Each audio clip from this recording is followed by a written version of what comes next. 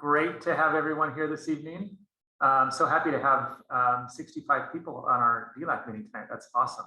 So I'm going to turn over to our president, DELAC president, Elba Marquez. Good evening, everyone. Thank you for joining us.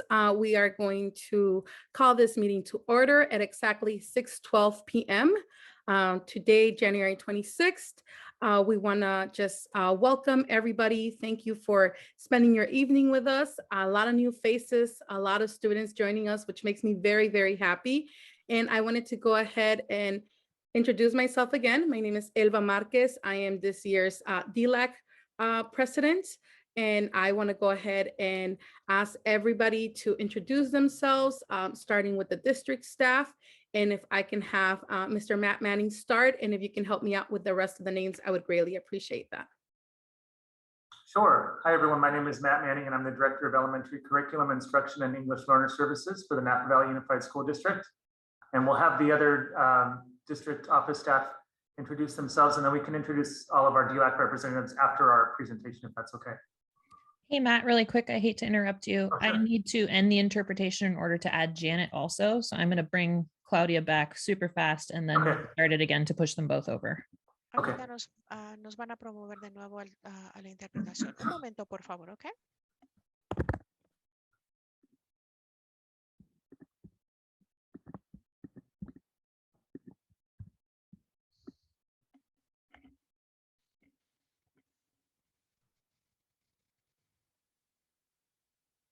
Okay. Oh, we're not quite back to interpreting yet. Sorry, it's not allowing me to add after the fact. So I'm not sure I'm going to be able to add her. I think I had to have both of them listed before we began the webinar. Yeah, it won't allow me to add after the fact. Apologies. So I'm just going to go ahead and start it and push Claudia back over so I don't hold you guys up.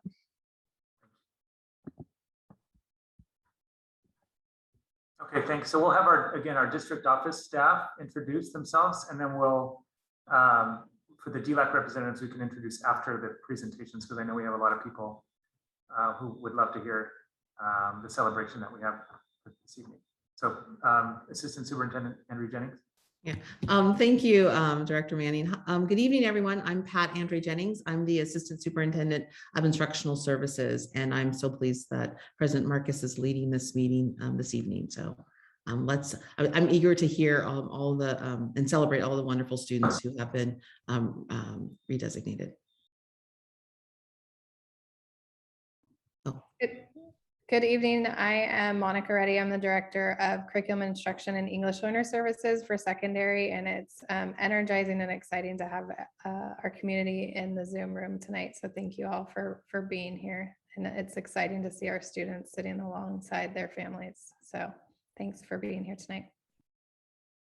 Hi, my name is Viviana Loera. I'm the Coordinator of Parent Engagement for Napa Valley School District. And thank you very much all for being here tonight.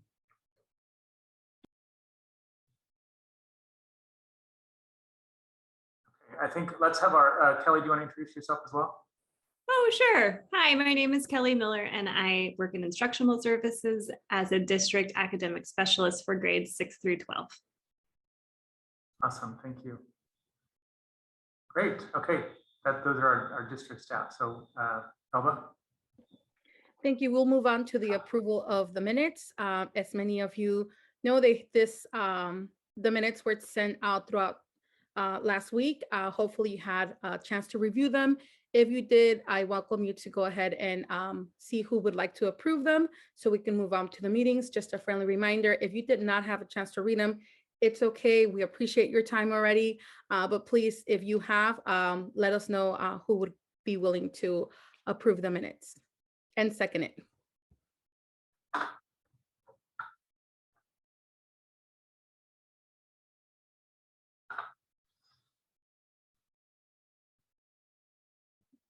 Just a reminder, I need those DELAC representatives to let me know who is willing to approve the minutes that were sent. And I need you guys to activate your mic and say approve if that's what you wish to say.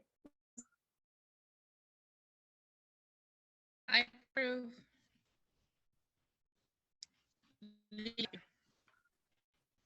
Thank you, Lilia. Who seconds that? Yo apruebo.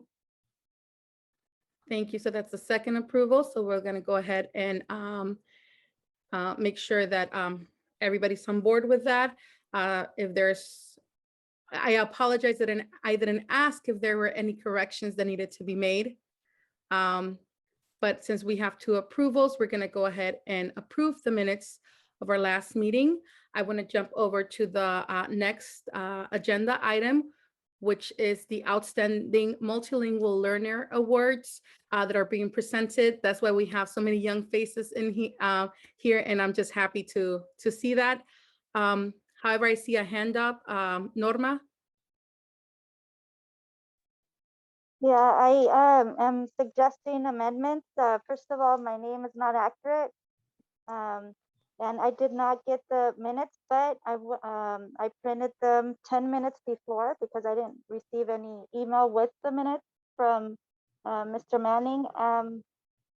So there's a couple of items I would like to amend despite the approval, or at least make a notation of those items. I do recall that last meeting I had mentioned the aspect of I would like the accountability aspect of the district. I don't see that anywhere in the document. In terms of parent-led, I do want to make a comment. That comment came from you, Elba, and I don't know if from Rosario, but it would be nice that you guys ask us as a whole, because I don't recall that you guys have asked us how we feel in terms of parent engagement, parent-led meeting, because to me, parent-led means much more than just appearing in or attending a meeting of this nature, but also getting the appropriate trainings in terms of specifically Robert's rules of order, because that would help us more efficiently or better support our roles in this structure. That's just to mention that item. There's more items, but that's one of the another thing I mentioned was that, and I don't see it anywhere in the minutes, is about the fact that I had mentioned we did not get last year, last academic school year, the opportunity to present directly to the board in terms of our suggestions, recommendations, and concerns, comments as an advisory committee. So that's something that I don't see also in the minutes, just to mention those two items. Thank you. Thank you, Norma. I really appreciate always your feedback. And like I've always said, you always bring something to the table, and it's really appreciated. And in regards to the training, that is something that it's in one of the agenda items. So we will get to that shortly. And I do want to just clarify, President Marquez, for the record, that the minutes have been posted in the agenda since the agenda was sent out several days ago. So thank you. Not to me again. I printed them directly today, 10 minutes before the meeting. Thank you. Okay, thank you. We'll look into that. Thank you so much. We're going to go ahead and move on again to the Outstanding Multilingual Learner Awards. If you can please, Mr. Manning, I will see if you can please talk about the outstanding multilingual learners so we can go ahead and celebrate them. Yes, thank you very much for the opportunity. I'm very happy and excited to share our Outstanding Multilingual Learner Awards for the first time. And we're focusing on some of our elementary students at this meeting. So thank you very much. We have our principals here and our students gathered. Just really excited to see all of your faces, and as we celebrate our outstanding English learners, multilingual learners. I'm going to go ahead and share my screen, the presentation. Okay, so the Outstanding Multilingual Learner Awards, we are recognizing students who are English learners who have spoken another language as their home language initially, and have been learning English in our US schools. And we are celebrating these students for their academic excellence, their commitment to growth, their collaboration, and their responsibility. So these students who we'll be talking about tonight were named by their principals and their teachers because they have done such an excellent job in school, as students academically, and just as being all around great people. So very excited to share with you who those students are tonight. So our first student comes to us from Alta Heights. Principal Ted Ward has given us the name of our student, who is Rosario Maire. And Rosario is a great teammate in class. She is safe, respectful, responsible, and kind each day with her peers. Academically, Rosario has reclassified as an English proficient student this year, while also showing academic growth on the cognitive abilities test. Rosario has a younger sister in first grade who she checks on at school as well. She has shown incredible resilience throughout this transition back to in-person learning. Go Rosario. Congratulations, Rosario. Our next student coming to us from Bel Air Park, Principal Janine Burt, is Jason de Santiago. Jason is an inquirer. He seeks out answers to his questions and shares his enthusiasm for learning by sharing his thinking in class. He is a strong collaborator and is confident in his abilities, but works well with a team or partner. Jason sets a great examples for others by showing kindness and respect to students and adults at our school. He is an outstanding learner. Congratulations, Jason. Our next student from Browns Valley, Principal Frank Silva, is Camila Vasquez Pulido. This student is an overachiever who is always willing to help others. She communicates and expresses herself very well in English and Spanish. She shows a great sense of pride for her culture and enjoys sharing about her background and culture of others, including adults. She did a presentation at one of the previous ELAC meetings for Browns Valley and talked about her culture. Congratulations, Camila. Our next student comes to us from Canyon Oaks, Principal Stephanie Vasquez. This student is Connie Yu. Connie is a hard worker with an amazing can-do attitude. In Mrs. Massey's fourth grade class, she has shown growth in her writing and participation in classroom discussions. When talking with Connie about school, she shares that she enjoys math, attending the same school as her three cousins, and playing the clarinet. Connie loves her family and her cats.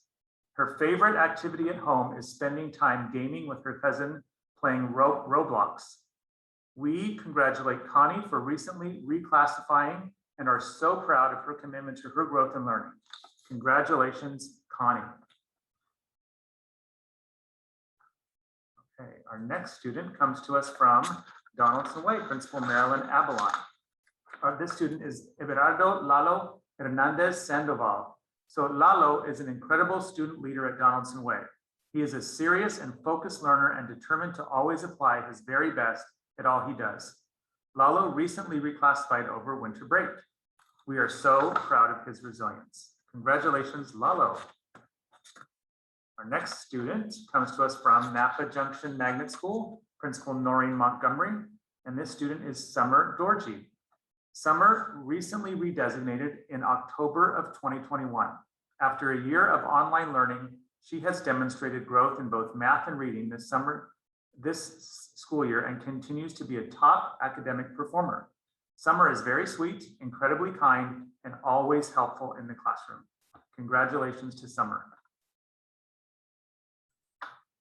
Our next student is from Napa Valley Language Academy, Principal Alejandra Uribe. This student is Joanna Santana Gonzalez. So Joanna has made significant progress with developing her English, especially in the areas of reading and writing. In the last couple of years, despite the interruptions with COVID, she has made the most growth. We are proud of her dedication and perseverance that she has demonstrated over the years.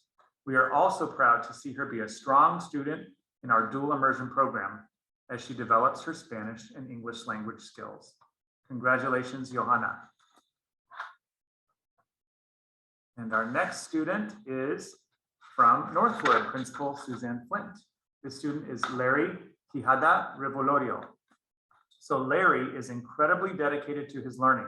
He is focused and attentive during class, and since the time that he moved from Guatemala to Napa last spring, he has made great academic progress. He is a friend and role model to other students in his class, and we see a wonderful future for him. Congratulations, Larry. Our next student is coming to us from Phillips, Principal Julie Jones. This student is Gladys Cuevas Salgado. Gladys is a hard worker who has just recently been reclassified as English proficient. She is very polite and always tries to do the right thing, even when no one is looking. So those are our students who we are celebrating, our outstanding students tonight. So round of applause, silent round of applause for all of those students. We're so proud of you, so super proud of you, and thankful for all of your hard work, and your parents for all of their efforts to help you be amazing students and amazing people.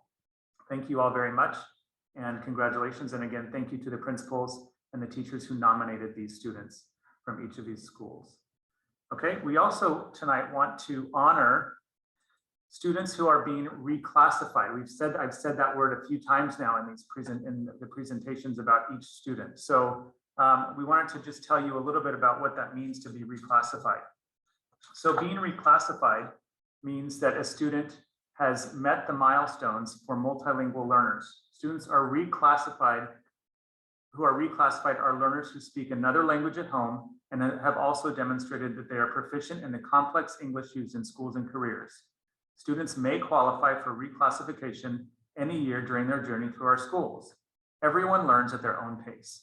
We are so proud of these students who bring a cultural wealth to our classrooms and have demonstrated English proficiency. Congratulations. So we have in Napa Valley Unified School Districts at these 9 schools that I mentioned that I spoke about this evening, where we've had our outstanding students. We have had 73 students who have been reclassified, meaning that they are proficient in the English language. That is a huge number and such a huge accomplishment for those 73 students. We're very proud of each and every one of those 73 students from these schools. We will continue celebrating students who are our outstanding students and our reclassified students at each of the upcoming DELAC meetings. We'll continue with the rest of our elementary schools, and then we will move into celebrating students from our secondary, middle, and high schools as well. So we look forward to sending out certificates to all of our outstanding students, and then also sending out certificates to our students who have been reclassified so that those students can continue to be celebrated back at their home school sites. So thank you very much. Congratulations, everyone. Once again, it is not an easy task. Parents, I'm sure you are very proud of their accomplishment. Keep on supporting them academically with everything they're doing. You're doing a great job as a family to make sure that your kids are learning, that they're attending school so they can get reclassified. So I'm just proud of all of you as a family, as students. Thank you so much for being here, for your commitment to your child's academic growth. So I'm just over the moon for being able to have this celebration district-wide. So amazing job, everybody. I want to go ahead and introduce Viviana Loera and Susanna Garcia. They're going to speak about DELAC and ELAC parent leadership development. And we would love to have all of our principals and students who've been recognized stay as long as you'd like, but we've ended that portion of the evening, so you're welcome to stay or log off. Thank you so much for being here. Thank you very much, Matt, and Director Matt, and thank you very much, Elba, for introducing us. I have Susie Garcia with us with On the Move, who will go ahead and start the presentation. And Matt, if you'd be able to share the presentation as well.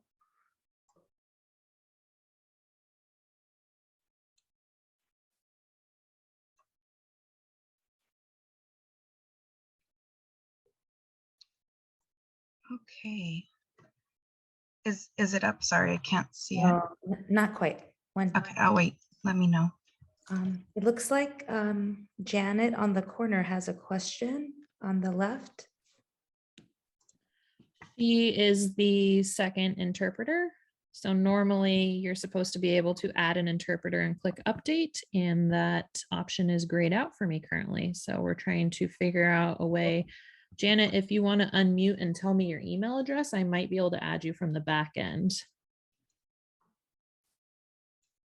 Okay. And Janet Green. Oh, I'm sorry. It's it's a JG Interpreter 2006 at hotmail.com. Okay, I will try and add from the back end. In the meantime, Viviana, go ahead and continue on. Thanks. Thank you very much. So once again, I'm going to go ahead and introduce Susie Garcia with On the Move, which is one of our partner agencies here at Napa Valley Unified School District. And we'll be giving a brief presentation on some of the leadership opportunities that we've been able to have take place with our leadership cohort for the school year. If you can go to the next slide, please. Thank you. Thank you, Viviana, and thank you all for having me. My name is Susanna Garcia. I'm the program director with a local nonprofit called On the Move. Our organization's mission is to partner with communities in order to mobilize and support emerging leaders. And I'm honored to share about this project we launched at the beginning of the school year in partnership with the district. Currently, we're working with a cohort of parent leaders who have dedicated many hours and have committed to this 12-month-long cohort. Our goal is to provide coaching and training and support their development of personal, interpersonal, and professional skills. We are committed to supporting these parent leaders who have taken on leadership roles on their school sites and continue to find ways to be more involved in their children's education. I really appreciate this opportunity to share, and then I'll pass it on to you, Viviana.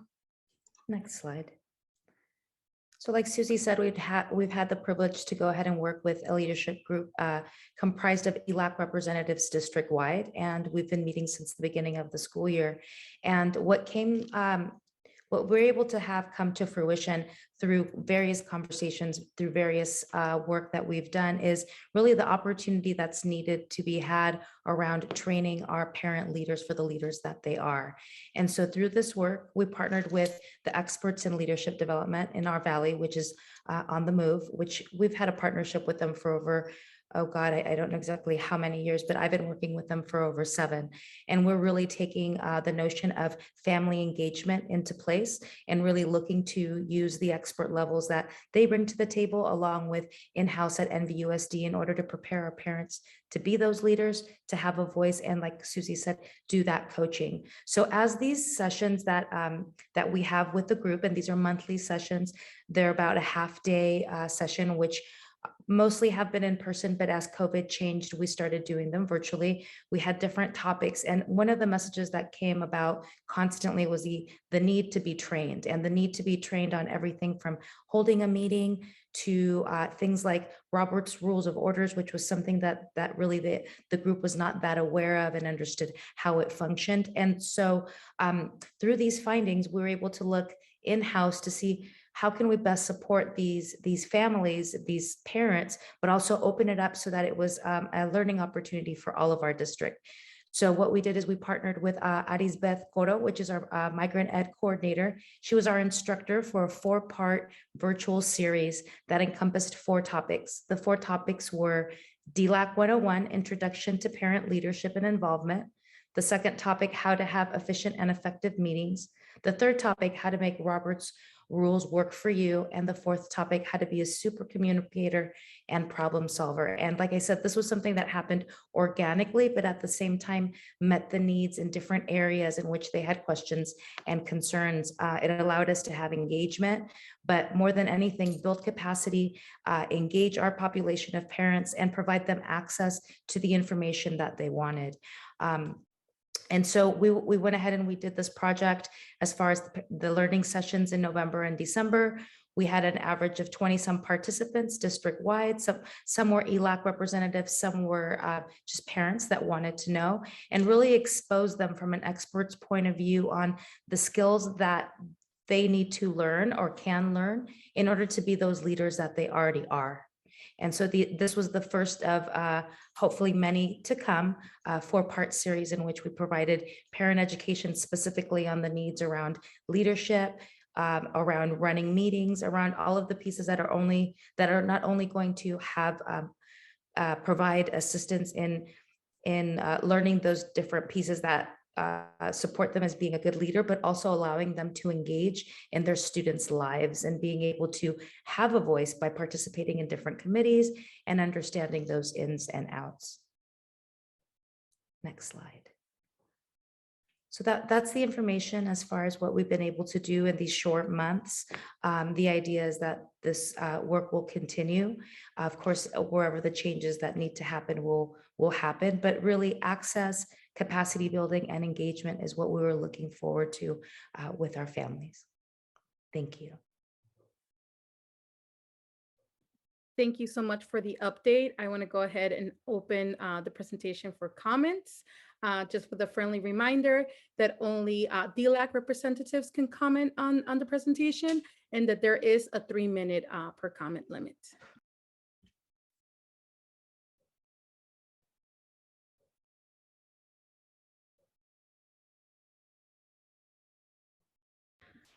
I want to share a comment. I'm part of this group. It's so nice to see people at very different levels, even of comfort, even the comfort with speaking in public or understanding what's being taught. Just the fact that we're there, that we're present, that we have been able to do this in person. What an experience. I learned from each and every one of you, and I really appreciate what you're teaching us. There's something to be taught and there's something to be practiced so we can get better at it. I still don't feel comfortable with many of the information that's given to me, but I'm willing to do it. So I think that I do it because I want to show each and every one of you that we don't need to be perfect at it. We don't need to be, a professional at it, but we do need to do it with intention, with heart. And that is the reason why I'm here with you guys. And thank you, Viviana. Thank you, Susanna, for putting this together, because I feel that the district is investing in me, investing in families that are willing to participate. And I appreciate that.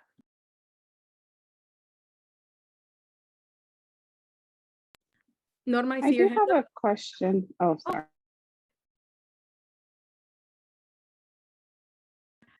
We can take your question, Maria, and then we'll go with Norma.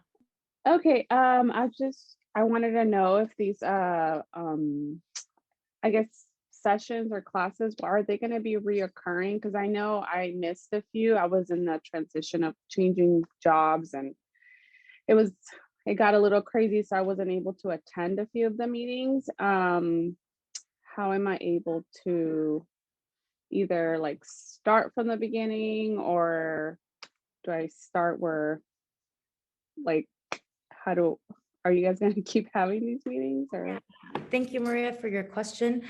We are currently in the works of either incorporating some of these and or all of these into our parent learning series that's going to start on February 15th. So we do have more opportunities. I know that there were topics that were of much interest, and we want to go ahead and meet those needs. So those conversations are currently being had, and we'll be able to give you more information by the next meeting. Awesome. Thank you. Thank you very much. Norma? Yes, I appreciate your comments and in general how you feel, Elba. However, I do want to emphasize that we need to continue. In my opinion, it's vital to continue having more trainings in terms of Robert's rules. It's my understanding there's a new version that came out, and I'm participating in other structures out of this district, just to also obviously supporting in my role and to continue having more trainings, because I feel that it's vital for us to move forward in terms of the best and more the most efficient participation with the Robert's rules. I do recall that in one of those trainings that I attended, there was confusion, and the presenter did mention, because not all my questions were answered, and I brought some of my beliefs and other things that I know as to be true, and that I reached out to other sources, reliable sources, where I shared in that meeting, particularly with the Roberts rules. And I feel that again, she mentioned that we're all learning as we go. So I don't know how knowledgeable or if we did mention in a previous meetings, and it was brought up by more than one rep about having the possibility of having West Ed support us with trainings. Now, just because I know as a fact that they are experts. Another thing I want to mention is that it would have been nice that the district, even with the fact that they celebrated a contract with On the Move, that they would have brought, just because of having ELAC and DELAC, the term ELAC and DELAC out there and in board meetings, that it would have been brought to us prior to launching this idea, just so we could vote on and share our perspective and our suggestions. And just because we have there has been more than one person raising the idea of wanting to have West Ed, just because also there's they brought a report also to the board, and it would be nice that because they know of all those instances, and because in the past we had at least 2 meetings with them, that they that we could consider on voting about that possibility. So again, there's a lot I want to say about the trainings themselves, but I have 3 minutes, so I want that to be noted. Thank you, Norma.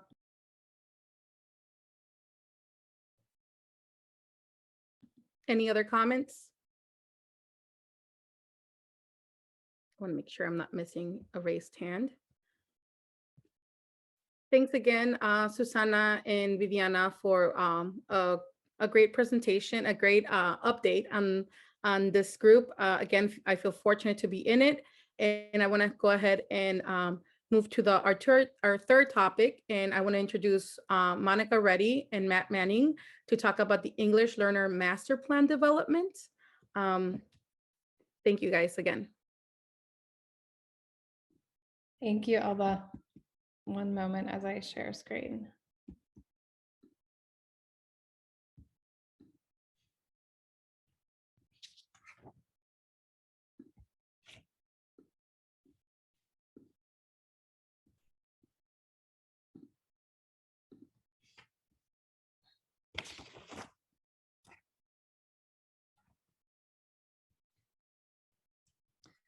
So good evening, Director Manning and I appreciate the opportunity to share the progress in developing the Multilingual Learner Master Plan. You'll notice the term multilingual learner is a change from English learner, which you have been hearing. This is in alignment with the state, their shift in language, as well as our recognition that we are learners of multiple language in our community. And so honoring that in our update. So tonight we're going to share the scope of where we are in the project. It's not yet finished. And so with that, we are co-developing a 5-year plan for improvement to support our students who are multilingual learners. It started with what we call a theory of action. So if we do this, then this outcome will come about. And so worked with a team of folks to focus on that theory of action to ground us in priorities for our work.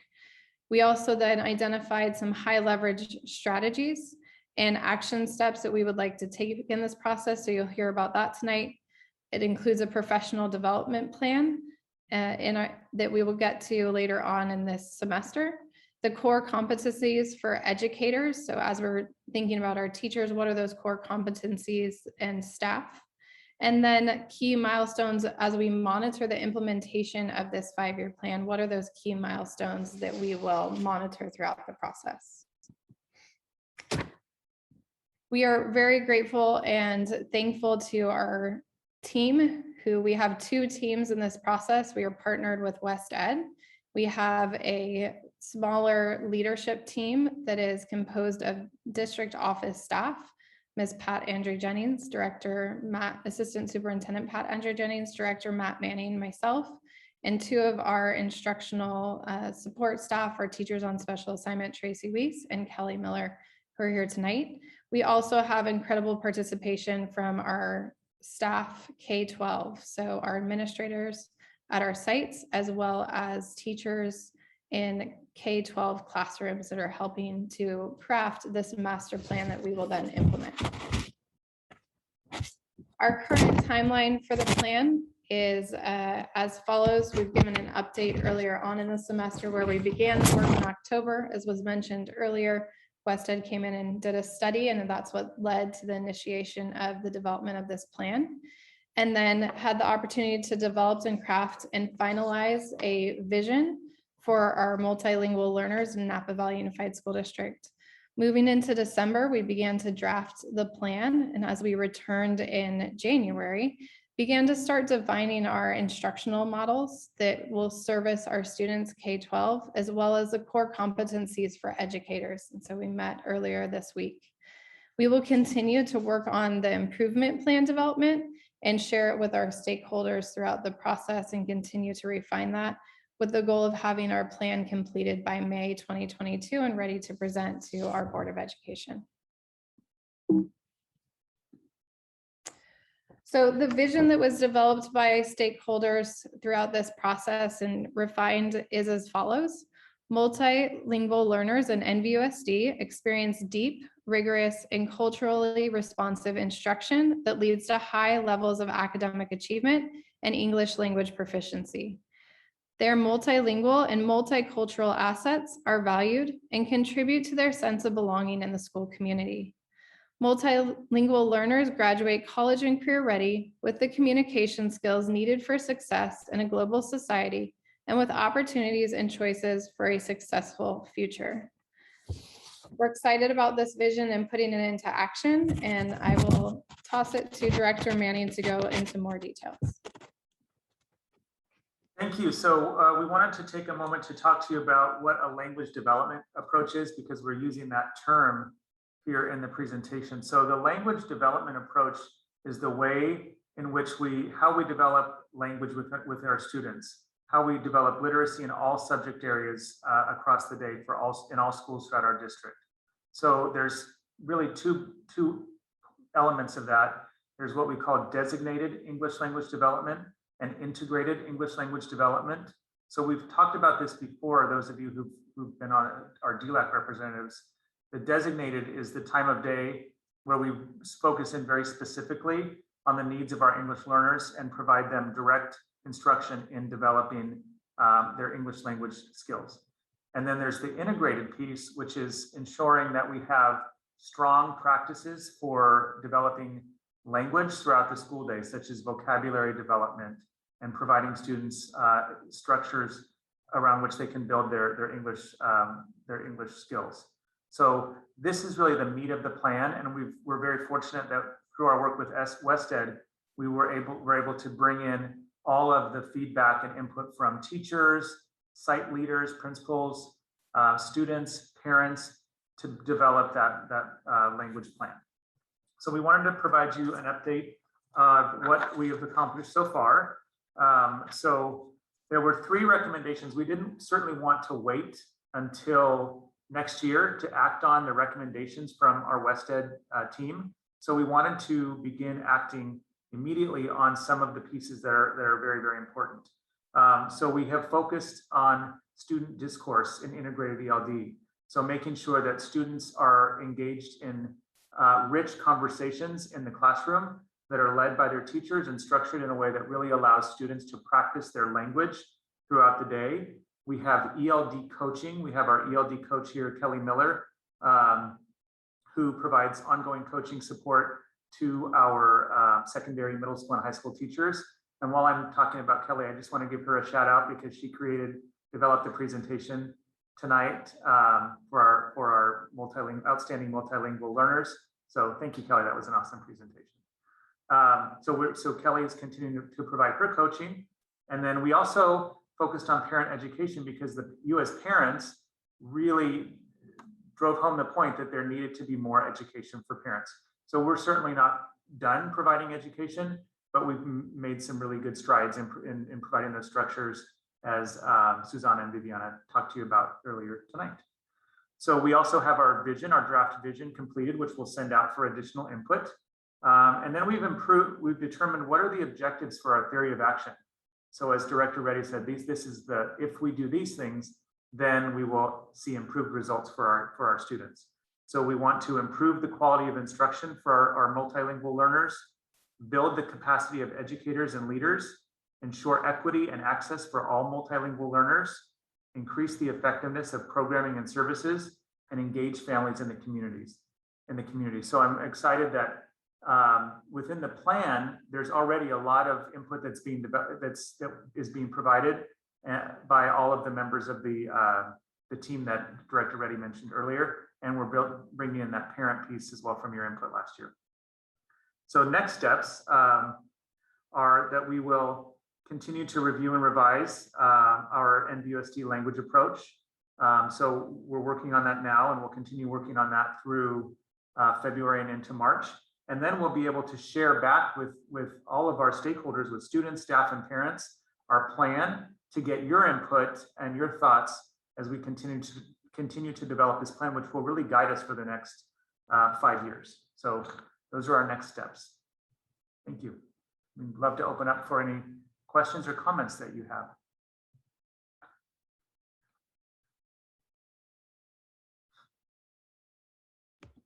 Norma? Yes, I want to touch bases in ELD. I feel that the cultural aspect and the expansion of language also consists in updating all of our libraries with bilingual books. I was doing, I was looking at and I'm not going to say names, but at my daughter's school, and I feel that we could better support as a district. I feel it's great if they could better support with more updated bilingual books. I would like to see that, and I think that's important to also support the ELD component. I don't know what the rest have to say about that. That's just one item. Thank you. Thank you. Thank you very much for that input.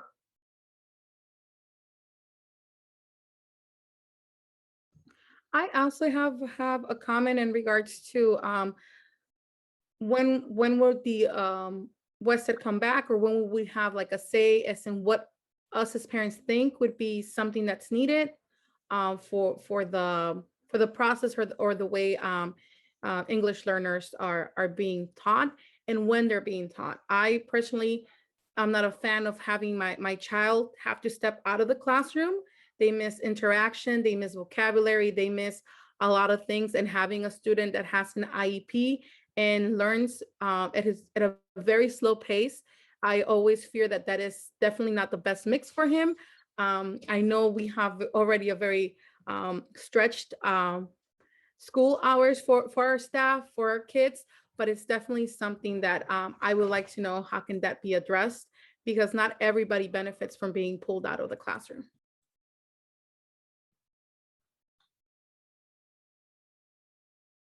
Norma, I don't know if your hand's still up or if you wanted to add something. Yes, I do want to add something. So this question or feedback is regarding is for Wested and for the district in terms of English language learners. Am I understanding correctly based on the information that was shared? I'm not sure I'm understanding. Pat, do you want to respond to that? Well, hello? Hi. So our input and our comments right now are based on what specifically, so I could comment? We're asking you to respond to the presentation. So we're sharing with you an update of our work. And if you have any input or any feedback or questions about the work that's unfolding, then we'd love to hear your input or answer any questions. So yes, I do want to mention something about newcomers and long-term English learners that perhaps either could be further elaborated. I'm a little bit concerned in terms of conversations I've had with parents regarding newcomers, in terms of how the curriculum is or is not fully meeting their needs. They're also getting evaluated with the grading system, and some are failing. So it would be nice to look into that deeper further, how we could better support that aspect so their self-esteem, their confidence, and their motivation levels, since those are conversations we have been sustaining as a structure, could be more elevated, and obviously their overall academic success. And in terms of long-term English learners, what the master, like, it would be nice to perhaps in the future share more information so we could provide more insight on how or what the district might be doing or is planning to do to to support the reclassification process and help them meet their needs sooner, perhaps. Thank you. Thank you, Norma. We will continue to give updates. I appreciate your feedback, and we'll continue to give updates as we move forward with the progress on our plan. And we will also share. We will also once the entire plan is formulated into a draft, we'll share the entire plan with parents, so you can go through the entire plan and provide. We'd love as much feedback as you'd like to give us. We would value your input. Great. Any other comments? Okay, I'm going to move forward with the fourth. Okay, ya se vaya, ya está bien, mija. Thank you. No, huh? Can you guys mute your microphone, please? Okay, thank you. I want to go ahead and move to the fourth item on our agenda.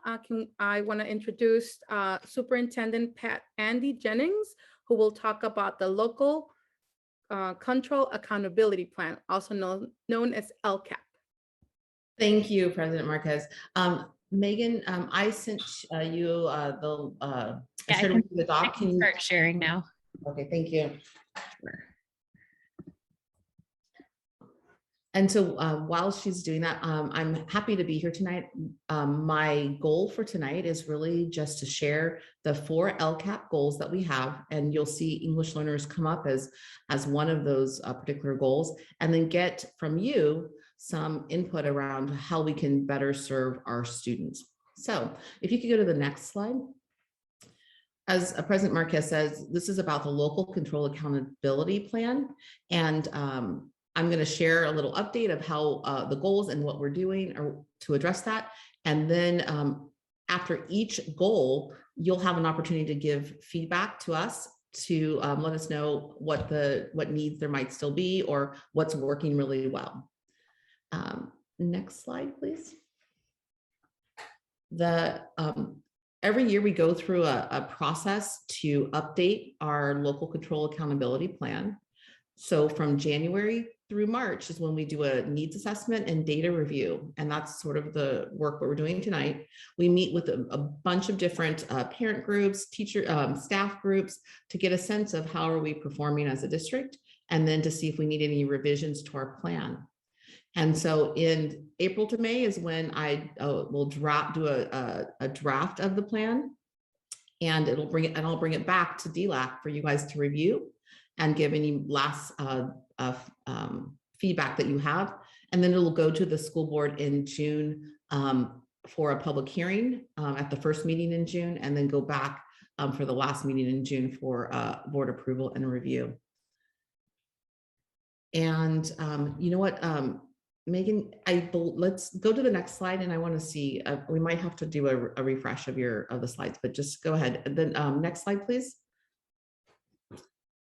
Oh, I think you skipped over one. There you go. We have 4 LCAP goals. And as you can see, our goals are that students will graduate college and career ready. That's our #1 goal. That's why we're here. Number 2 is that students will experience responsive and engaging pedagogy, which means we want to make sure that the teaching, the instruction is responsive and engaging, and involves the student in the learning process.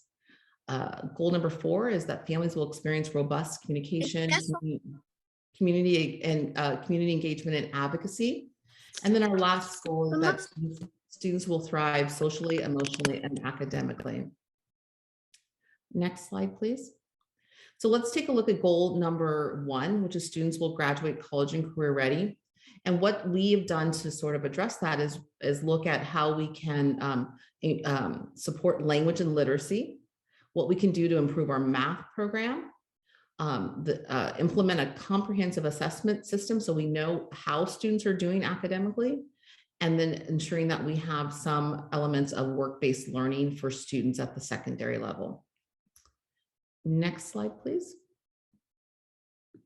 And then in our LCAP, how we measure our progress on students graduating college and career ready, there are 5 things that we look at. We look at the CASP data, which is the annual test students take in grades 3rd through 8th grade and 11th grade. And last year there was no CASP data, like the students didn't take the test. So we're not using that data right now, but we will next year. Our A to G completion, and what that means is that students are taking rigorous enough classes that will prepare them to attend a University of California or California State University. And you can see right now that we have the number of students who overall who graduate with the A to G completion is 51.6%. And but when you break it down by different groups, you can see our English learners are not necessarily, enrolling in those more rigorous classes and completing them successfully. We also use the STAR assessment data. We just implemented that last year. And so students take that assessment 3 times a year. They'll take it, and when they come start school in August and September, they're currently taking it right now in the end of January, February, and then they'll take it again in May. And we're using that to judge how students are doing. And you can see that students have pretty much stayed the same from the spring when they took the assessment to the fall. And we'll be monitoring that. And I'll be coming back next year with the results of how we're doing on that. Next slide, please. We also look at college and career readiness. We have 44.6% of our students were prepared last year. That is that looks at not just whether they completed the requirements to graduate, but it looks at it as if they took any advanced placement classes, if they completed any career technical education pathways. It also looks at if they've taken any classes, they dual enrolled into classes at the Napa Valley College. So all of those are considered for students to be considered by the state college and career ready. And then the last thing we look at is graduation rate. And overall, we had a 91% graduation rate. And you can see for our English learners, it was 78.6. And so we absolutely, that was our baseline data for 2019-20. And for 2020-21, it was at 77.4. And our goal is to get all of the groups up to 95%. Can we go to the next slide, please?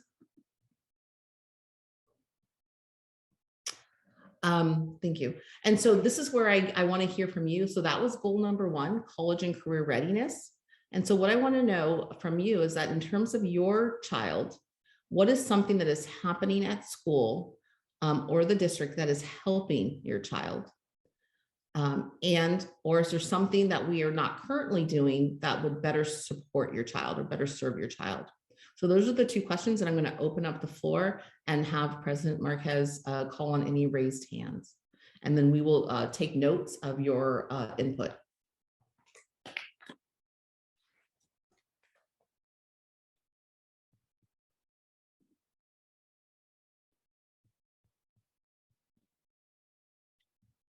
Just a reminder, it is still a 3-minute comment. So I see Norma's hand.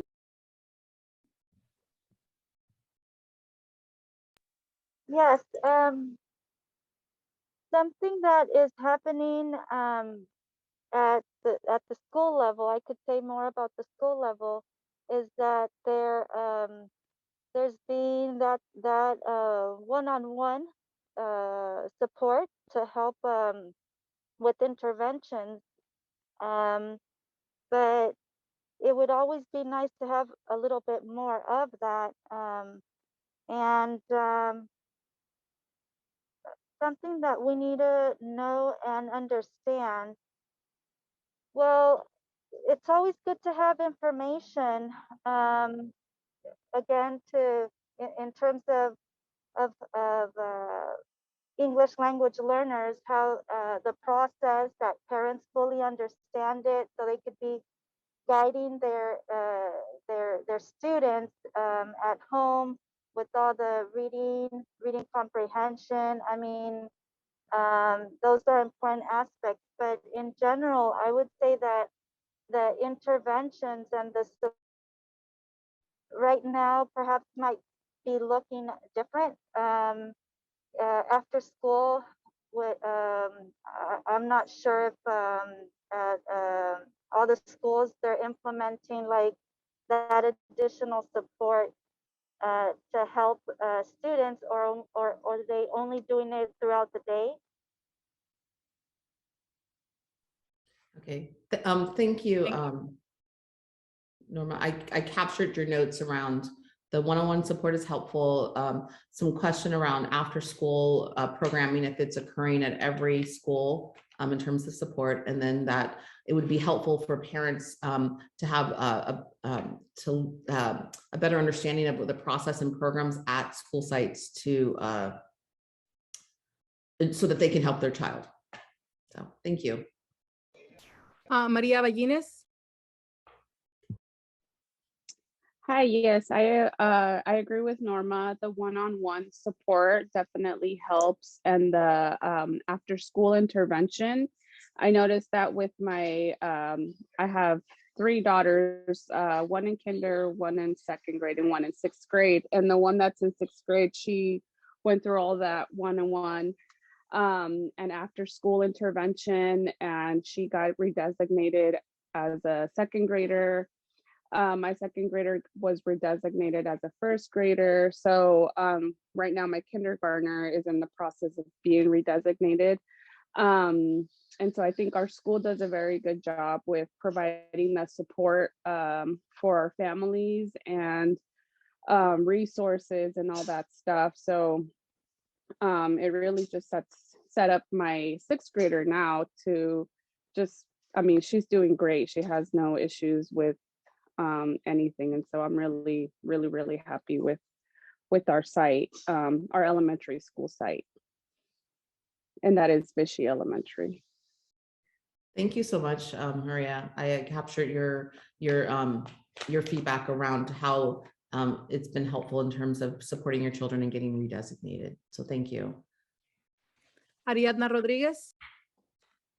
Hola, yo coincido con las otras mamás que las sesiones de intervención han ayudado muchísimo a la reclasificación de los estudiantes, y también cuando hay un involucramiento por parte de los papás, pero también si volteamos a ver algunas escuelas, creo que hay papás que necesitan mucho más apoyo, y esta sería una recomendación para que todos los niños que tienen estos momentos de estas sesiones de intervención puedan también entrar en contacto con los padres de familia, hacer conciencia de la participación de los hijos y la asistencia, la importancia de la asistencia justo por estas intervenciones, y a lo mejor compartir material de apoyo para después de escuela, también que sea educativo para los papás, porque siento que muchas veces el tema del idioma puede ser una barrera para que los papás entren en esta interacción con los profesores que están enfocados en la intervención de nuestros hijos. Gracias. Thank you. Thank you. Julia Peláez. Before we move go ahead, go on, I just want to make, I don't think the English translation is working. Like on the English channel, I could not pick up what I know un poquito español, and so I understood some, but I want to make sure that I captured all of it. So my colleagues that are on the call that do speak Spanish, I shared a doc with you if you want to write down what she said, so that I want to make sure that we capture those notes. Also, if you want, Pat, I can make a little resume of what I said. That is very important. Yes, the part of the sessions of intervention, but also having the families involved for those kids, knowing the importance of being present in those days when the sessions are being done, and meeting with the intervention teacher. I think that's a clue for working also as a team with mom, intervention teacher, and the student all together, having the same information and extra support. I think that would be like something good, because not in all the schools, the approach from the parent that has a barrier as speaking English could be, for some of the parents, is sometimes can be a barrier for the parents to having this approach. So I think having a relationship, setting a relationship with those intervention teachers would be something helpful for those families. Thank you so much for summing that up for me in English. I just really appreciate that, and we will capture that in our notes around how important it is that parents connect with the intervention teacher and learn like how to what's happening and how to support that work at home. So thank you so much. That's a really good insight for us. Thank you. Julia Pelaez. Hi, thank you. I have a couple. I'm so sorry about my voice, but I've been sick. Getting better though, thank you. I have a couple of things. Dreambox. Dreambox is the platform that's being used, if I'm not mistaken, in elementary. And also, if I'm not mistaken, I think it's a fairly new platform.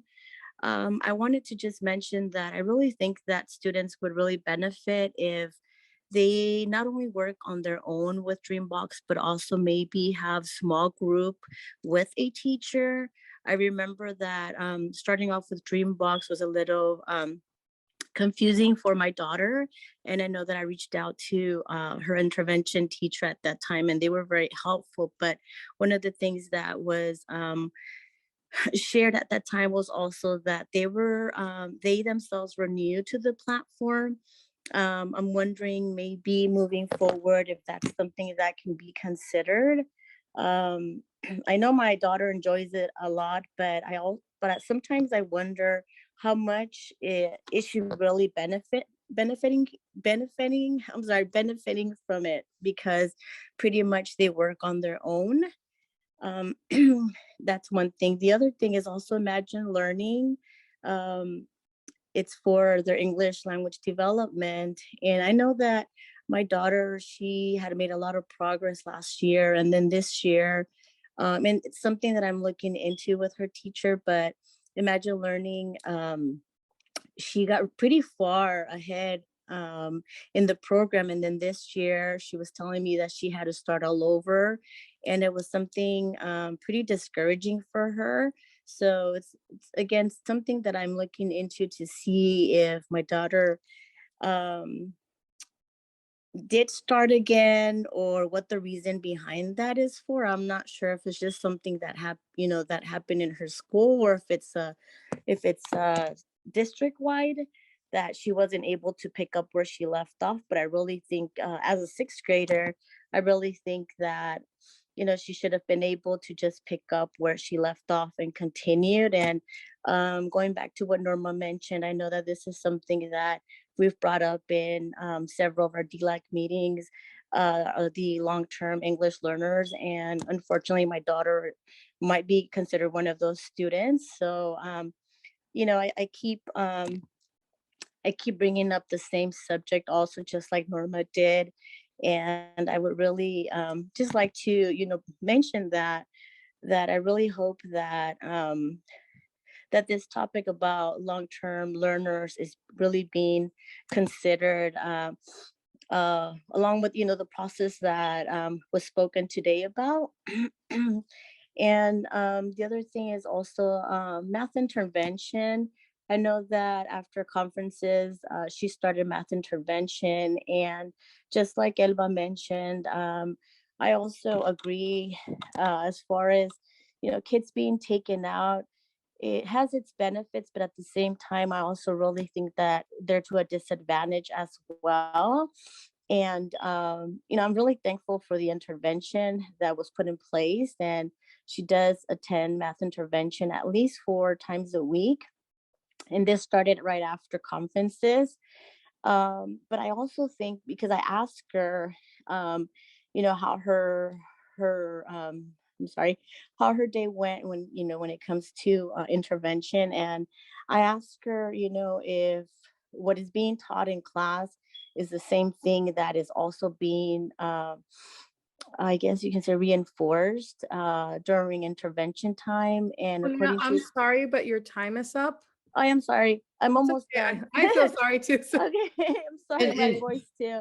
More than anything, I think what I really want to say is that I wish that the intervention time could be, and I don't know if this is the right word that I'm going to use, but parallel to what is being taught in class as a reinforcement versus something, it's beneficial, but it's something different. And I really think that, the pace that the class is given is pretty fast paced, because I've shadowed, my kids' classes before.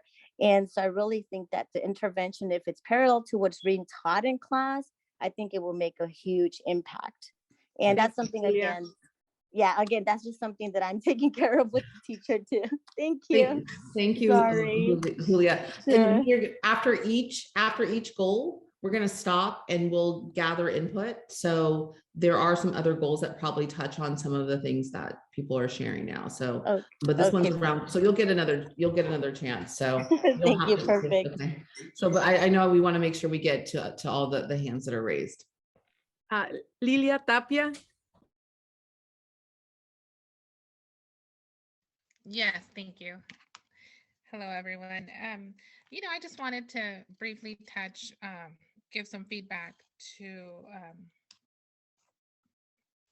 Pat regarding Aries. I'm really taking advantage of this program.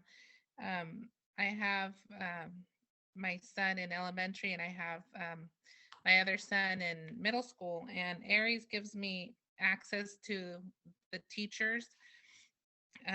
It helps, with communication, to be able to send and receive messages, and also be aware of their lessons and what's coming up and what they've turned in, and their grades. So I get to look at a lot of detail in Aries, and I'm very thankful for that. I think that it helps as a parent being involved. My son in elementary, everything is changing right now. We're living in a different world than we were in the past. So involvement has not been what it used to be. But I think that when they get to middle school, it's a lot tougher to keep that going. And I remember meeting with counselor one-on-one with my daughter when she was in middle school.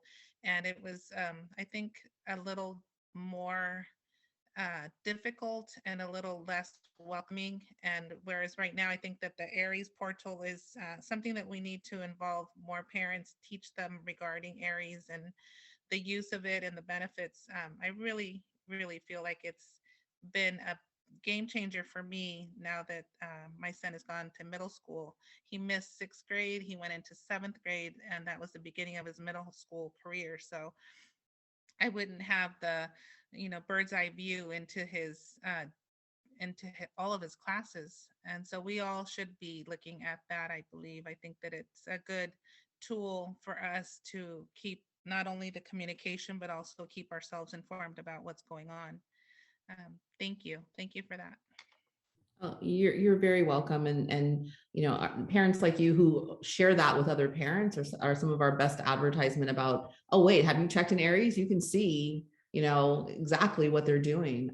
I know for a parent, especially a middle school parent, they kind of like disappear in this, you know, into the school and you're not quite sure what's happening like you do in elementary school. And Aries does provide that little insight into how they're doing. So thank you for that feedback. And just a little tip, in case some of you have children that use Google Classroom, especially 5th graders, 8th grade, and middle schoolers, you can always email the teacher and ask for them to add you to their Google Classroom account, and you will get a report weekly, and you can even modify it to daily. That's what I do with my kids, because I know if they were up to them, you'd be like procrastinating. I'm sorry about that. Kids have no, they really can't hide nowadays. We know every assignment, it makes a big difference. I also see Jacqueline Salazar. Okay. Hola, buenas noches. Perdón que no voy a poder traducir en inglés, pero mi comentario no sé si es mucho, es más como un punto de vista y una experiencia personal con mi hija que ya fue reclasificada, pero como sabemos, los aprendices de inglés cuando llegan a middle school y high school que todavía están tomando esta clase, se pierden de muchas otras oportunidades a causa de eso.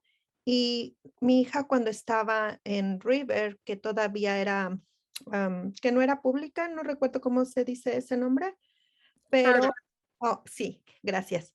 Entonces, su maestra que ella tenía en ese momento nos dijo a los padres que iba a exponer en la dirección, llevar a los estudiantes de esta clase a una excursión, también con fines académicos, pero fuera de la escuela, y se hizo, y yo siento que eso los unió más como grupo, nos unió más a los papás porque fuimos a voluntariar, a acompañarlos a la excursión, y fue como un respiro para que los muchachos no se sintieran como excluidos de que estaban perdiendo, se sentían como que estaban perdiendo otras clases en los que otros toman como un poco de recreación o que aprenden otras cosas y ellos se sienten como que estamos aquí aburridos o cosas así. No digo que todos, pero sí escuchaba comentarios de los muchachos y les miraba sus caras, que yo no digo que el distrito escolar lo haga tantas veces, pero podría ser considerado que su clase o estos niños de esta clase lo tengan una vez al año y no digo una excursión, sino sacarlos de este contexto y darles como un respiro para que se sientan mejor. Solamente esa es mi opinión. Gracias. I was able to hear the translation, so thank you so much. And I completely understand like the importance of field trips and getting students out of the classroom to learn and experience other things beyond the four walls of the classroom. So thank you. We did note that. Okay. I don't see other hands, but I also want to reiterate on what Jacqueline just mentioned. I think the big one is those electives. Not feeling like, you know, not knowing the language is like more work. And it can sometimes feel like more luggage that they're carrying, and they're not really connecting either through music or through other fun activities. And I would love to see how we can incorporate English or learning the language with music, with art, with, you know, more interaction. I mean, it can be done. It's the way we start learning from a very young age. I remember personally that the first thing I learned in English was a theme song for a cartoon. And I was super proud and I was so excited. And I remember it was, I think, something about Looney Tunes. And it's like, I was just thrilled that I learned that song and I felt fluent in it and I got the rhythm, and just experiencing that was an easy way for me to pronounce the language and to feel confident with the language. Could be a really good way to have our English, our multilingual students feel, you know, a little break, or that there's, you know, some fun into learning the language. Thank you. That's really helpful, and it actually leads right into the next goal. Megan, if you could go to the next slide, which is, students will experience responsive and engaging pedagogy, that they'll learn in engaging ways like you talked about with the inclusion of music and art, and that we're using what we call high impact instructional strategies, things that we know help students learn. And the other part of this in terms of this particular goal is looking at how we're ensuring that English language development happens all day, that it's not a class or a 20 or 30-minute period a day. It's all day long. Students are being encouraged and supported in using the English language. If we go to the next slide, I saw another hand up. I do apologize. Yolanda. Oh. Buenas noches. Solamente es un comentario por lo que he observado en mi contexto. Sé si también a los papás que no saben utilizar la tecnología, si todavía siguen dando algún curso en las escuelas o en la escuela de adultos, porque creo que algunos padres no, así como comentó una madre de familia que gracias a ERES, algunos papás checan, pero tengo conocimiento de qué personas no hacen, papás que no hacen eso porque no saben utilizar la tecnología. Entonces, sí, también se podría seguir trabajando en eso para que los papás se sigan involucrando en el uso de la tecnología, ya que es algo que se sigue utilizando y se seguirá utilizando en el futuro.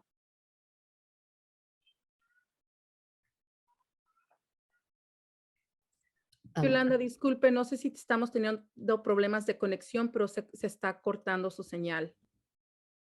Tal vez son mis audífonos, no sé. ¿Ya pueden escucharme mejor? Sí.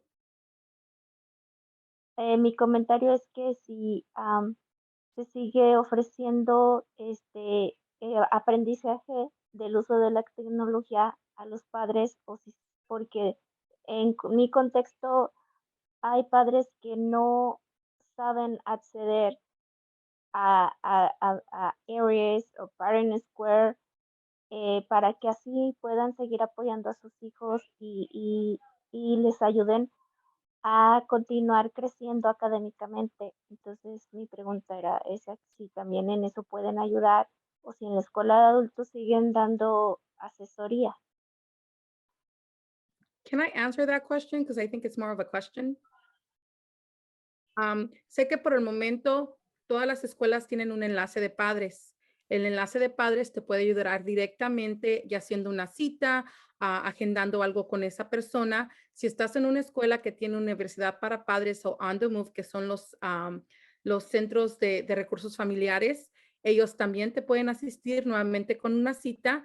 Y por último, la escuela de adultos sigue ofreciendo el programa para ayudar a los padres a navegar el sistema de tecnología, especialmente con los programas que ofrece el distrito escolar. Puedes hablar con ellos o no sé si tengas mi correo a la mano o mi teléfono. No, yo sí, perdón, perfecto. yo sí. Ok, como dices que era una pregunta, me confundí.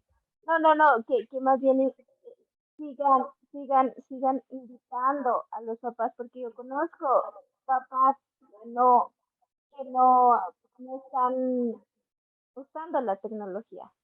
Te agradezco, Yolanda. Fue mi culpa. Malinterpreté tu comentario. I apologize. It was a comment, not a question.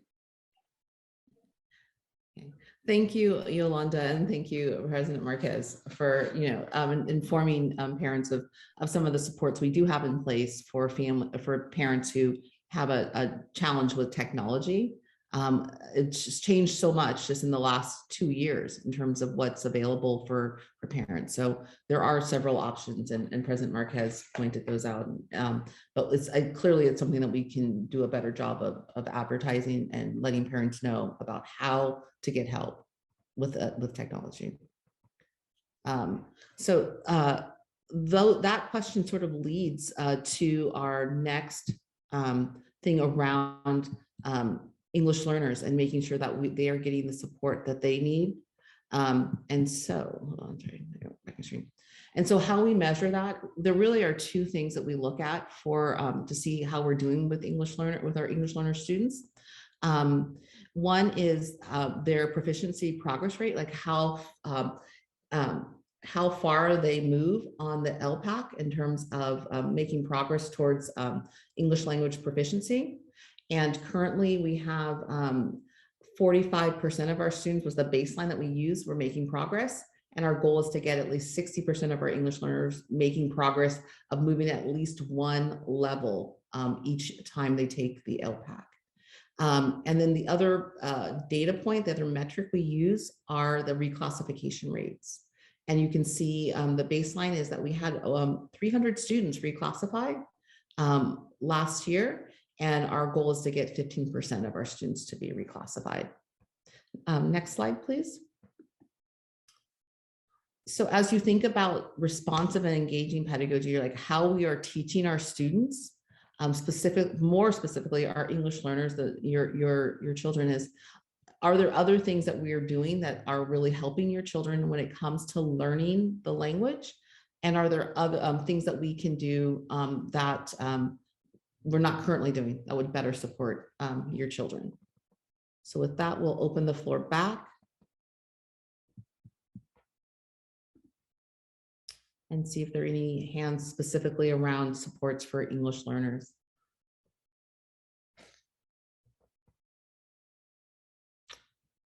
Seeing no hands, I'm going to go ahead. Yes, thank you. So I'm going to go ahead and can we go to the next slide, please? This one is around our next goal is goal 3 is families will experience robust communication, community engagement, and advocacy. And we've taken 2 things that we wanted to call out. One is proactive family engagement and communication, and that's through Parent Square and the parent newsletter and all the different ways that we communicate with families. And then the second one is through providing high quality translation services. And the way the next, can you go to the next slide, please? And the way we're going to measure that is we're going to do a,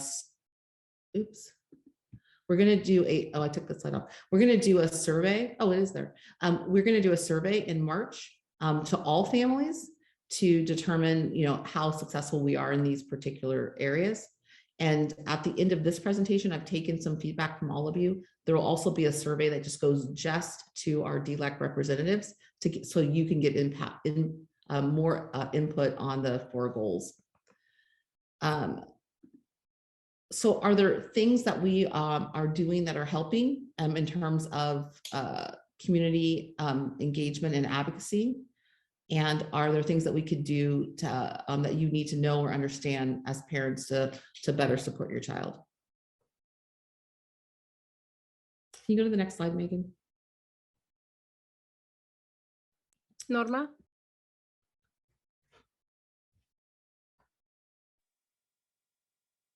Yes, I have a suggestion. It's something actually that is being on discussion in our to move forward in our next ELAC at our school site, and I think it's important to get surveys out there for our parents, particularly in terms of English language learner services and supports, and also to our students, of course. But I think a good approach would be to, it's great that you guys are using as a form of communication and notification Parent Square.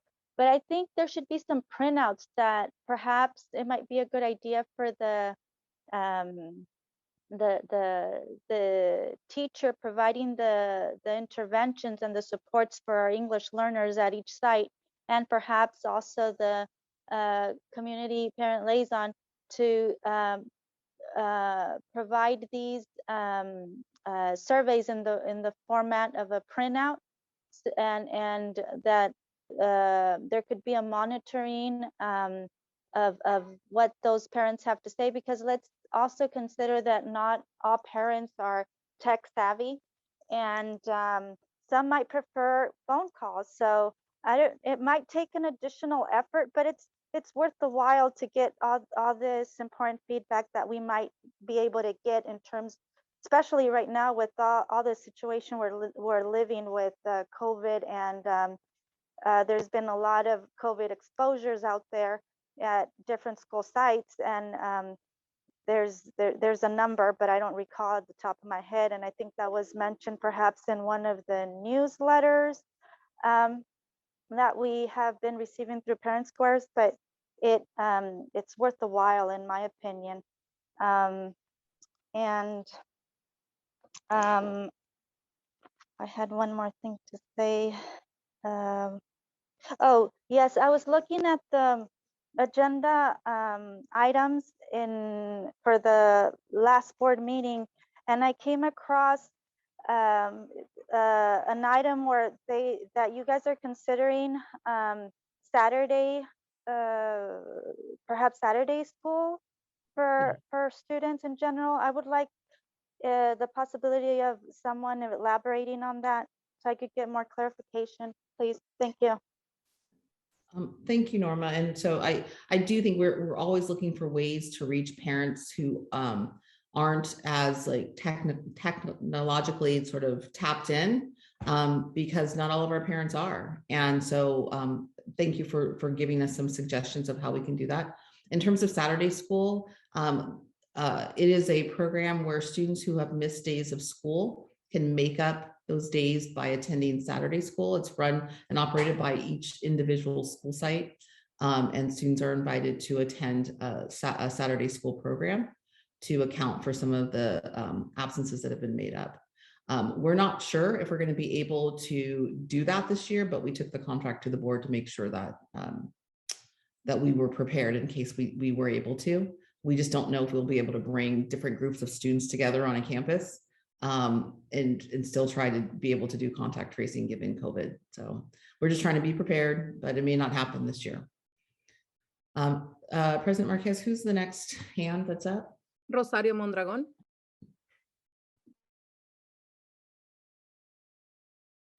Sí, gracias. Buenas noches. Yo siento que algo que nos ayudaría también bastante y que no está sucediendo es que nuestros enlaces de padres estén en una sola escuela. Eso de brincar de una escuela a otra escuela, siento que no hace match con los padres, o sea, no tiene beneficios a corto ni a largo plazo, tanto para nosotros como padres como para nuestros estudiantes, ya que ellos son una pieza fundamental para estar informados, enterados y apoyados en una escuela. Gracias.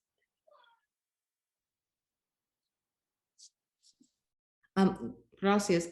Just a question, just in the translation, I want to make sure. So what is it, the family newsletter that doesn't feel helpful? Or parent liaisons, right? The parent liaison? So she mentioned that it kind of didn't fit that parent liaisons had to be moving from site to site instead of having them stay in one site. And her hand is up again. Rosario, ¿quieres decir otra cosa?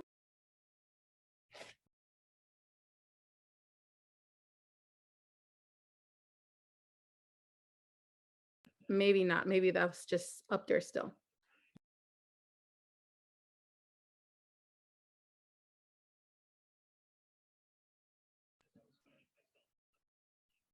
Ms. Andy Jenkins, do you need more of what? That's fine. That's helpful.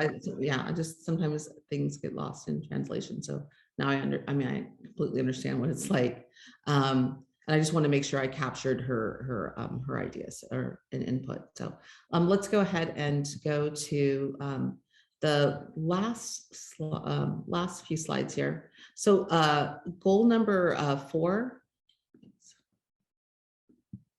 is around students will thrive socially, emotionally, and academically. And that's, we have spotlighted our student wellness and support programs that we have at every school site, our multi-tiered systems of support, and include the inclusion of our diversity and equity plan, and then just to make sure we have safe, clean, and secure school campuses.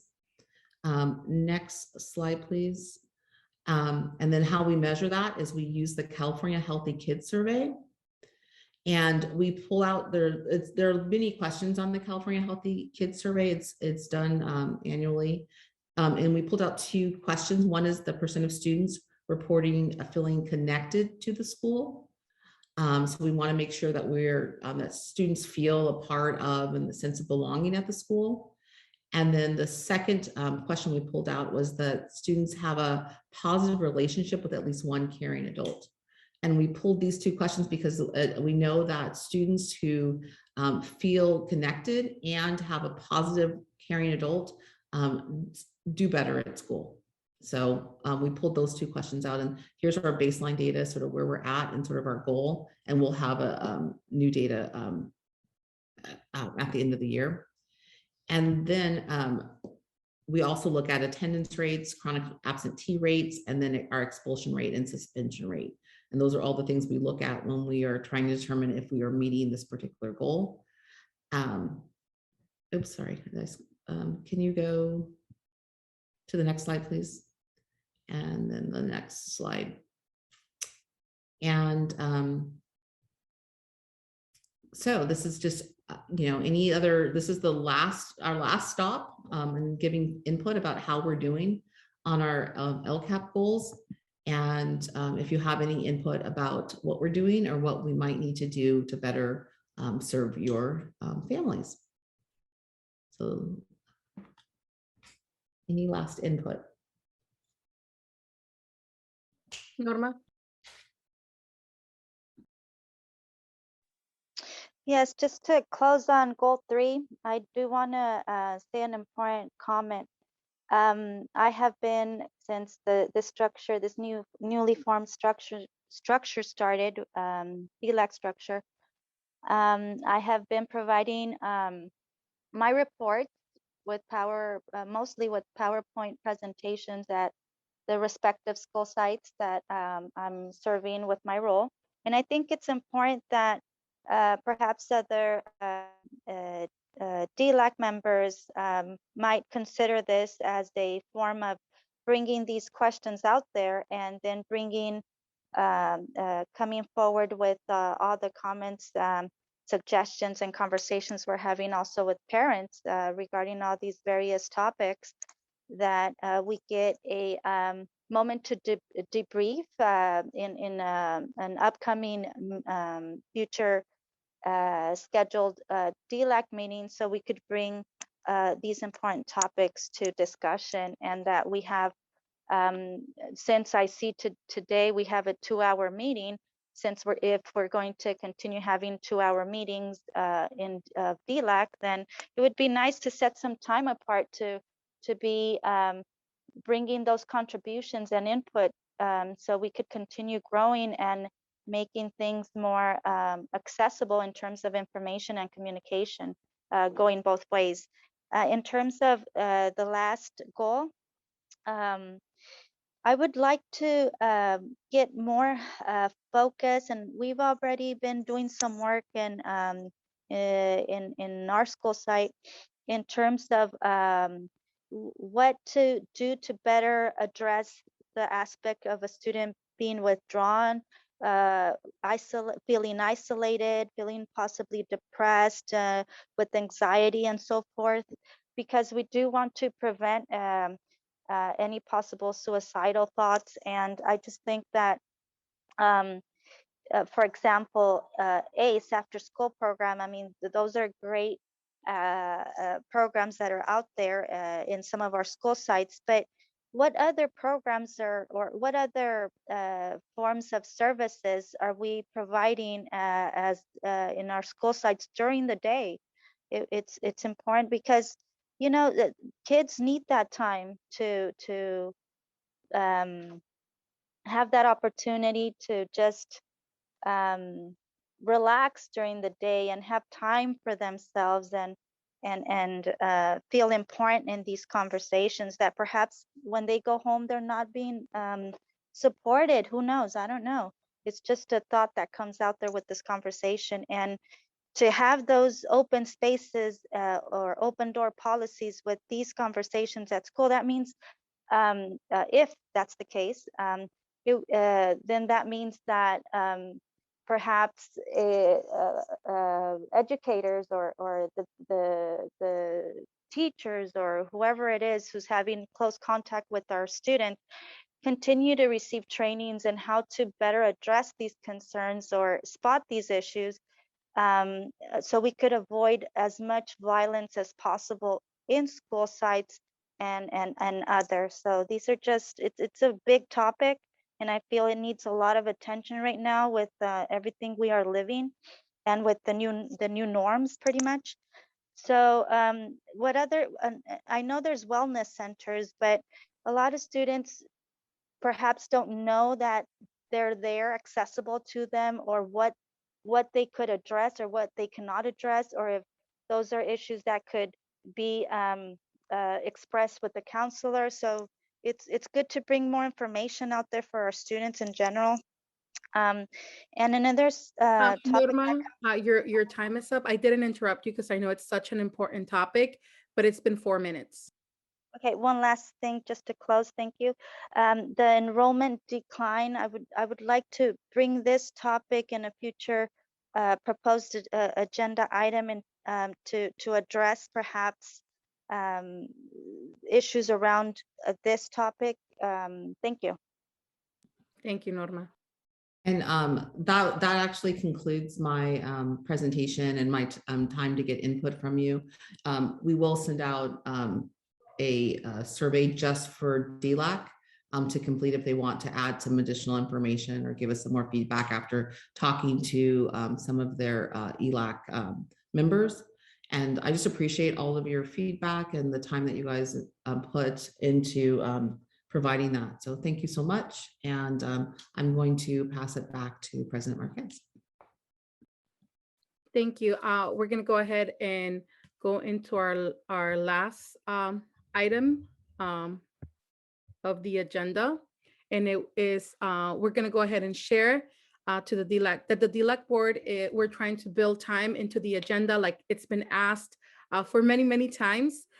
So that the DELAC representatives can have time to share some of the positive work that's happening in their sites with regards to how the school and ELACs are working together, to name a few, to collaborate with the community, to welcome all families into the school community, to communicate effectively, also to support students, advocate for every child, and to share power, share leadership and decision-making, within our community, within our students, our families, our staff.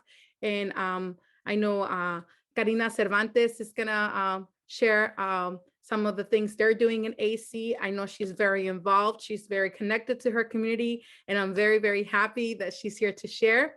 And I will go ahead and follow afterwards along with Rosario. Karina? Thank you so much, Elba. I see you got your braces off. You look fantastic. My name is Karina Cervantes. I'm the ACMS community liaison, and I'm also a parent to a 7th grader at the American Canyon Middle School. So back when I started working as a community liaison at ACMS, 8 years ago, around then, getting more parents to join the ELAC meetings was a priority and a well-received challenge. I'm not gonna lie. My second year, I split my time between American Canyon Middle School and American Canyon High School. And I brought up to the idea of combining both schools' ELAC meetings. There were two major points behind the idea. One was we had parents at both schools, and having one meeting instead of two helped the families, the parents, attend ELAC once a month instead of twice a month, and get information for both schools at the same time. The other one was having both schools together created a bridge and connection to the middle school parents to the high school. So they would get to know what the procedures at the high school, get to know the actual campus, because when we were in person, we were holding the meetings at the high school. So that kind of gave an incentive to the parents and even students from the middle school to come and get to know their future school and future teachers and staff. Also, at ACMS, our ELAC representative, Vice Principal Dr. Amy Worrell, supports and continues this model to this day. We do have, we continue to have our meetings together. Right now it's through Zoom, but we plan to keep it up. We see the benefit and we see that it does work. So we will continue doing it. We also have a robust social media presence at American Canyon Middle School.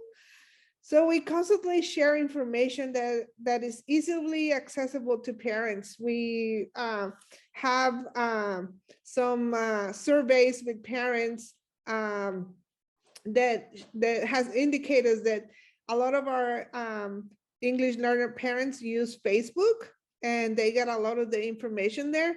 So we're always getting feedback from the parents and try to implement it. And then, you know, Parent Square is fantastic, but sometimes having just a post there that is easy accessible, it helps out. So because of our ACMS, ELAC parents that have advocated for their students that aren't able to get an elective due to having a language support class, the students can go to 0 period PE, physical education, to open a period. And this creates an opening on during the regular school schedules to open a period for an elective. So this is something that our ELAC parents at ACMS have advocated since I started working there, and it really works to the students' advantage. They're getting their support class, their ELD, 3D, and then they also are able to get an elective because they can come early in the morning to get the 0 period physical education. So we've been doing it for a long time. Also, ACMS supports parents to be leaders in our community and volunteer at school and around American Canyon. We have been able to push those parents, even if we have a language barrier, they are out there supporting events at our school and our community, volunteering with the students, and getting to have a taste of what community, being in a community means. So that's just all I have, but if you have any questions, I'm here to answer them. Thank you. Amazing. Does anybody want to ask Karina any questions? I know myself and Rosario are gonna give a little feedback as in what we do at our ELAC site.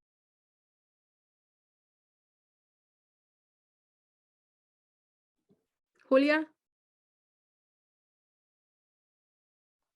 Hi, thank you. I just want to say felicidades, congratulations for all the accomplishments, especially being able to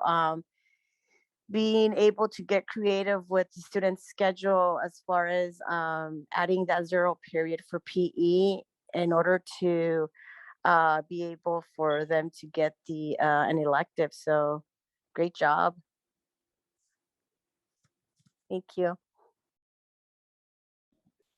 Awesome job. Yeah, it's hard to follow that, Karina. I mean, honestly, I applaud you for everything you do. I learned so much from you the few times we get to interact. But moving forward in regards to the ELAC sites that I participate in the vintage ELAC site, which is Voces.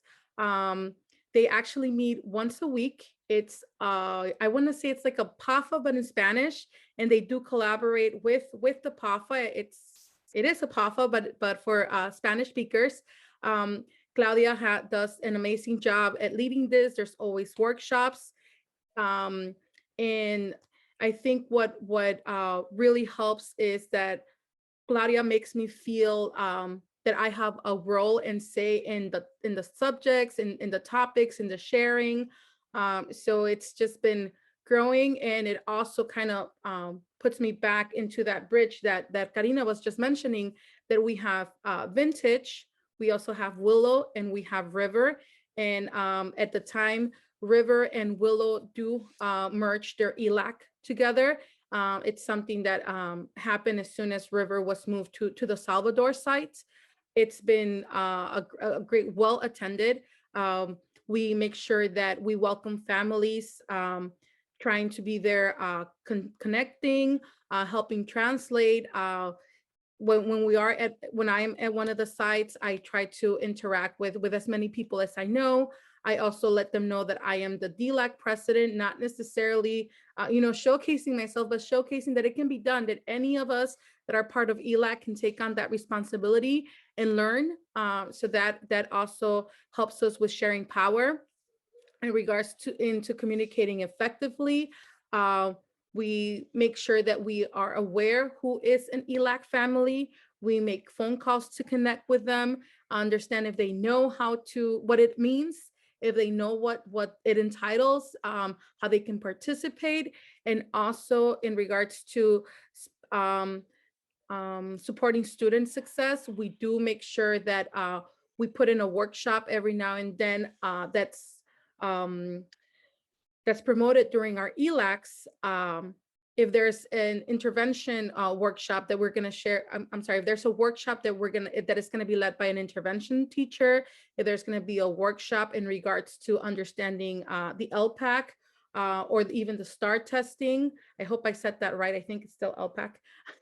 And also, we just try to collaborate within the community as ways that we can be still involved in PAFA, making sure we have translation, making sure that anything that the school is hosting is can reach to as many people as possible, and that language is not a barrier. I know there are other languages out there. Right now we have 2 set, but we always talk to parents, trying to see if there's anybody that's willing to help translate or to help get that leadership role within our PAFA. And it's just been really great. I know Rosario helps a lot. Rosario, I hope Rosario is still here.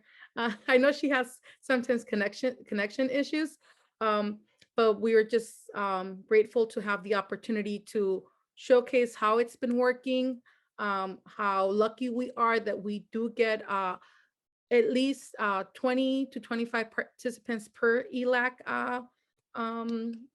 meetings.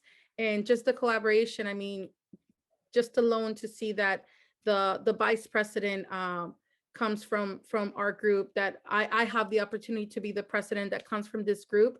I know before Sylvia Arvalos was also last year within the leadership of this group. And it just helps us encourage our parents that it can be done. That I know sometimes, I stutter, I get nervous just like everybody else, but that should not be an issue why you feel afraid of taking this role on. And that's what we get to do at the ELAC with Voces, which is Vintage, and the combined ELAC between River and Willow. So with that being said, I wanted to go ahead and invite all the other DELAC reps. We would love to have 4 volunteers to take this information or to share information in regards to your sites. And again, how for you to share out, the standards of the partnership that you have within your ELAC group. I would love to see if I can have some hands up, or if you can go ahead and let us know if you would be interested in sharing some of this for our next meeting.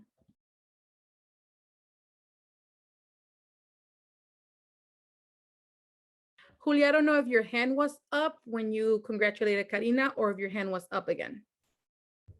It was from previously. Sorry. Thank Norma? you. Norma? Yes, I have something to say. In terms of at least our last ELAC meeting in Redwood Middle School, we part of the agenda was inviting the teacher Lucia Gonzalez, who directly works with our English language learners and provides those supports and interventions, and as a speaker, of course.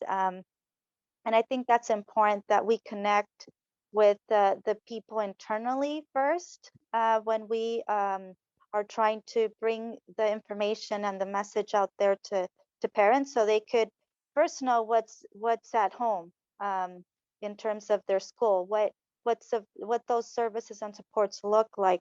In terms of if I'm understanding correctly in what you just mentioned, are you referring to like the DELAC reports? Because that's something I've been doing every meeting. So, and to share out, what do you mean by that?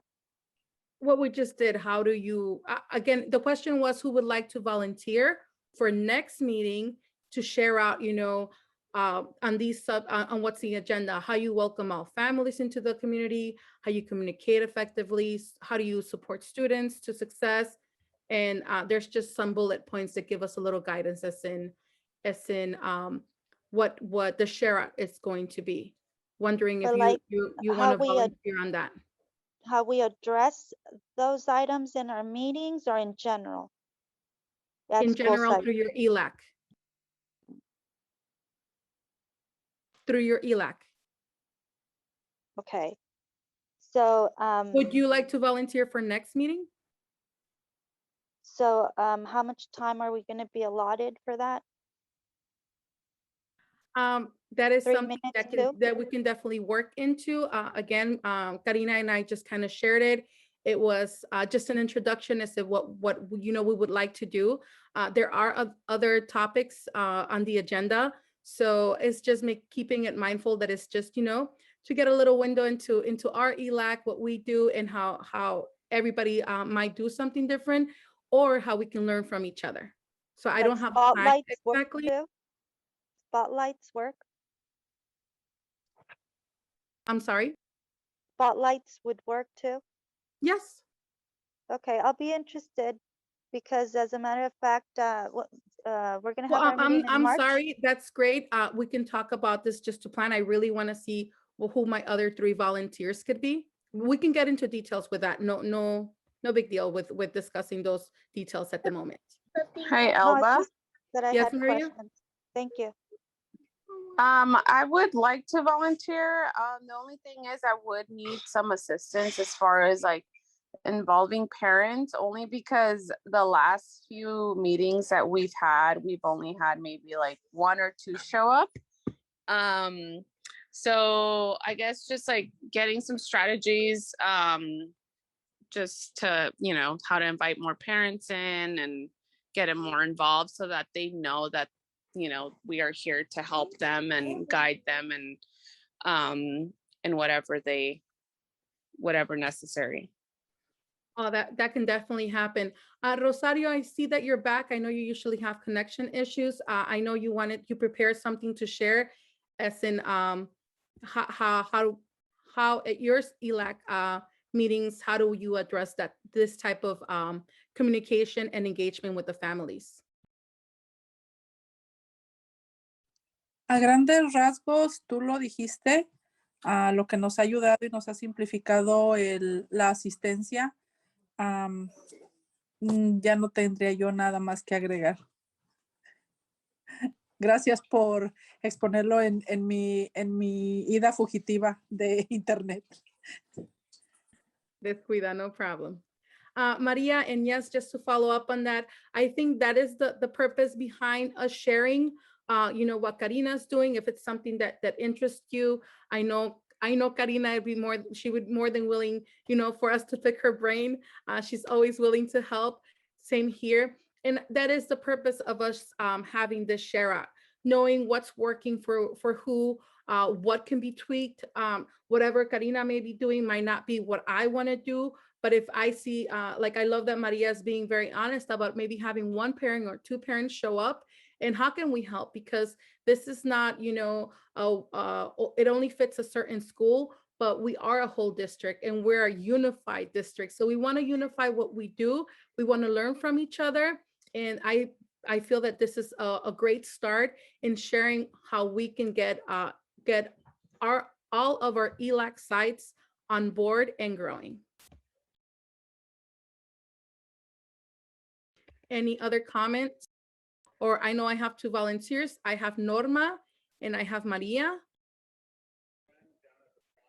One more volunteer from our DELAC reps. No pressure.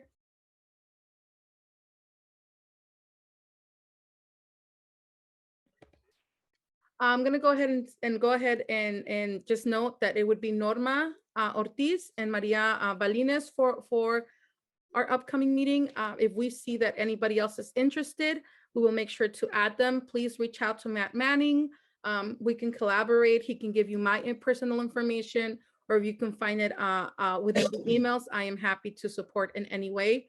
Maria, you have my number. And from there, we can go ahead and let me check my notes because I still got lost. We want to go ahead and open it to public comments. Just know that we cannot take comments from the meeting attendees who are not DELAC representatives. We can now take comments from the attendees that are not DELAC representatives, and you guys have a 2-minute limit. We're not going to respond to the comments. We're just going to hear them. So again, opening up the microphone for the attendees that are not DELAC representatives.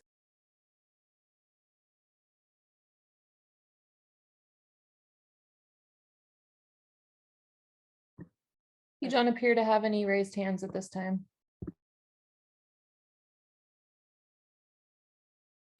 Well, I want to thank all of you for attending. I know it's not just 1 hour anymore, it's 2, and we usually stretch it out a little bit with 8 minutes. So I am meeting, the meeting is adjourned at 8:08. And thank you again for joining us. Thank you. You guys, everyone have a good evening. Good night, everybody. Thank you.